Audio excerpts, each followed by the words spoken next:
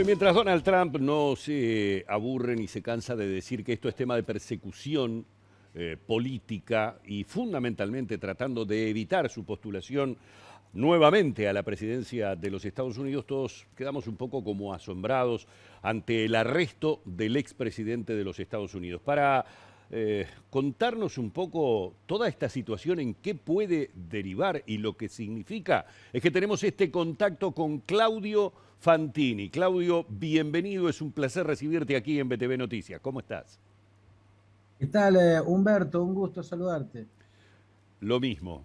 Bueno, Claudio, realmente uno quedaba perplejo frente a las imágenes de la situación por la que atraviesa Donald Trump y prácticamente se imagina que esto podría llegar a ser hasta una suerte de entierro político para él, ¿no?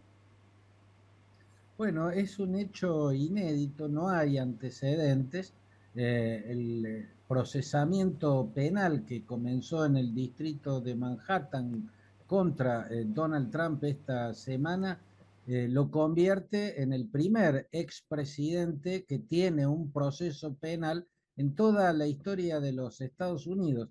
Esto hace que sea dificultoso saber cómo impacta en lo institucional, por ejemplo, si puede o no puede ser candidato estando procesado. Yo entiendo que sí puedo. Si uno se asoma a la Constitución de los Estados Unidos, encuentra que el único impedimento para que alguien no pueda ser candidato a presidente es tener menos de 35 años y no ser ciudadano norteamericano. Lo demás es como que no está contemplado en la Constitución.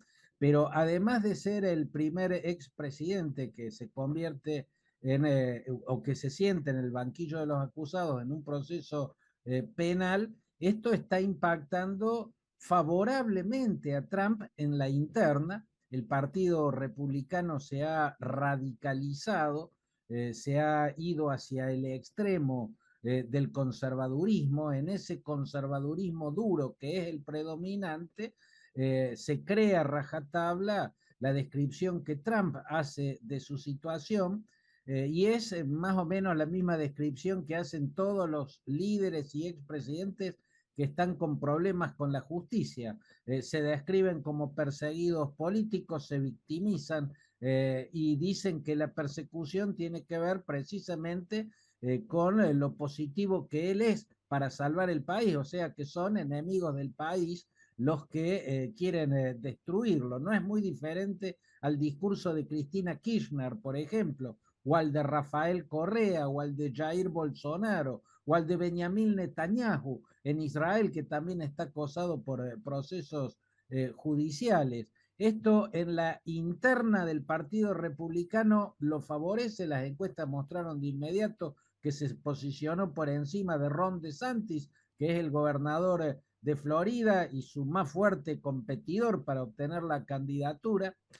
Ahora, en términos también generales de los varias causas que pueden convertirse en procesamientos penal contra Trump, el caso Stormy Daniels, el caso de los $130.000 que se le pagó a una actriz de películas pornográficas para que no revelara la relación extramatrimonial que había tenido con ella a la prensa. La denuncia está por si hubo alteración de los balances, tanto en sus empresas como en los balances de la campaña electoral, para encubrir esos pagos que fueron sobornos. Bueno, este caso equivale a lo que fueron las evasiones de impuestos de Al Capone, ¿no? El jefe de la mafia de Chicago tenía crímenes monstruosos en su haber, entre ellos la masacre de San Valentín, de la noche de San Valentín, pero terminó en una celda de Alcatraz por haber evadido impuestos. Bueno, cuando uno ve los casos que se pueden convertir en procesos penales contra Trump, este es el más frágil de todos, el menos grave, para decirlo de algún modo, Humberto. Esto sería, Claudio, entonces la gran diferencia, o serían las grandes diferencias de este juicio a los que les puede llegar a venir al expresidente norteamericano. Sí, una de esas diferencias. Las otras diferencias es que este es el caso menos evidente. No está a simple vista perceptible cuál es la culpa de Donald Trump. Lo que está a la vista es lo escabroso del asunto, una relación extramatrimonial con una actriz porno. Él ya estaba casado con la modelo eslovenia, Melania Trump, su actual esposa. Lo escabroso está a la vista. El delito en sí, que es haber maquillado los balances para encubrir el pago de un soborno para comprar silencio en las vísperas de una campaña electoral, eso no está a la vista. Y en este caso acá hay una gran diferencia con lo que es el caso Georgia, que es un caso que puede volverse muy probablemente un proceso penal en su contra. El caso Georgia es cuando en la elección presidencial, en el momento del escrutinio, el presidente Trump habla al secretario de Estado de Georgia, de este estado del sureste norteamericano, Brad Raffensperger, atiende ese llamado, había tomado la precaución, este funcionario georgiano, de hacer grabar la comunicación, y en ese llamado telefónico lo que hace Donald Trump es presionarlo para que encuentre a como sea los 11.780 votos que necesitaba para dar vuelta el resultado en Georgia y quedarse con los 15 electores de ese estado. Hay que recordar que en ese momento Georgia estaba gobernado por republicanos y que el propio Brad Raffensperger, que era el funcionario encargado del acto electoral y de velar por el escrutinio, era un republicano y partidario de Trump.